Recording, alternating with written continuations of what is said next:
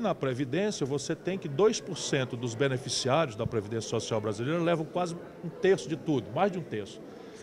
E não mexe nisso. Não são servidores públicos, não, são castas de corporações poderosas, são os juízes, os políticos, os promotores, os procuradores, né, e alguns segmentos também da administração pública. Não tocaram nisso.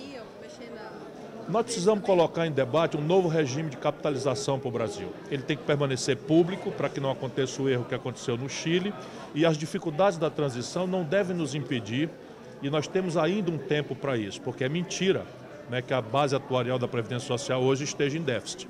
Ela só está em déficit porque o governo criou um negócio chamado DRU, sem que a população saiba o que é uma sigla que quer dizer desvinculação de receitas da União.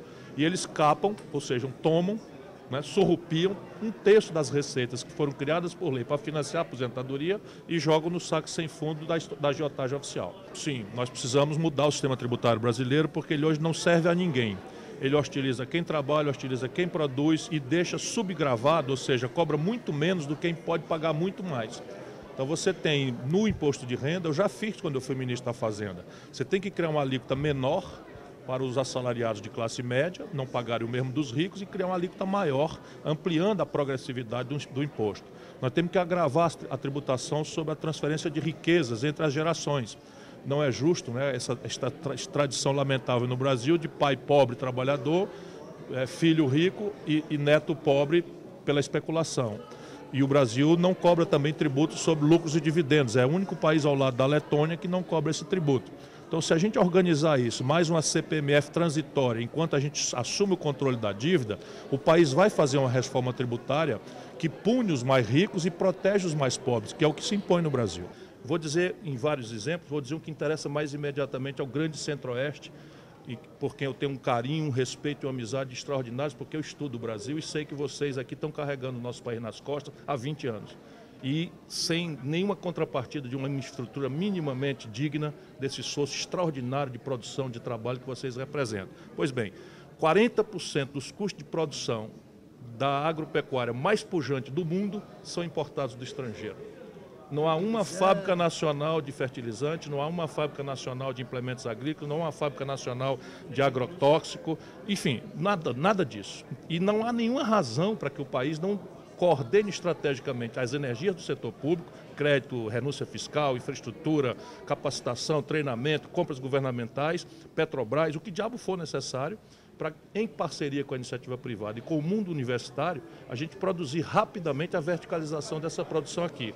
O mesmo vale para petróleo e gás, o mesmo vale para o Complexo Industrial da Saúde, o mesmo vale para o Complexo Industrial da Defesa. São exemplos práticos, né, de um projeto que é muito sofisticado e que tem vários capítulos, mas que eu estou detalhando e quero apresentar aos brasileiros. Teve a candidatura à presidência? Eu estou à disposição do meu partido e do povo brasileiro. Eu devo pensar muito, né, muitas vezes antes de ser candidato, porque um cara que pensa o que eu penso, que fala o que eu falo, tenho 37 anos de vida pública, nunca respondi ao inquérito, nem para ser absolvido, mas já briguei com essa gente toda. Sabe que o pão que o diabo amassou é o que me espera se eu entrar nessa parada. Mas o povo brasileiro merece tudo, tudo. E o PDT, se quiser, eu estou às ordens. O senhor já falou recentemente que a candidatura do Lula é um desserviço ao Brasil, mas o senhor já foi do grupo, tendo sido ministro e tal. Como que o senhor vai explicar isso para o eleitorado? O homem é ele e o seu tempo. O homem é ele e o seu tempo. Eu ajudei o Itamar Franco a fazer o real.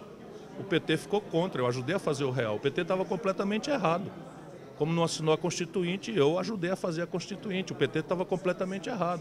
Como mais atrás, você é muito moço, não ajudou a eleição do Tancredo Neves. Eu ajudei, o PT estava errado. Depois eu fui candidato e ficou o PT, ou seja, o Lula, contra o outro lado, que é tudo de ruim, de corrupto, de entreguista dos interesses nacionais. O que a gente faz? É o sistema de 2 turnos, manda a gente votar no mais próximo. Dado que o povo não me deu a honra, né, de servi-lo, eu tenho que ter humildade e acompanhar aquele que me parece vizinho a mim. Fui lá e ajudei, fui ministro no primeiro mandato, ajudei no que eu pude, ele reconhece isso, mas depois quando ele começou a brincar de Deus e a entregar partes do governo, como nós estamos vendo aí, eu fui lá e disse para ele, estou fora.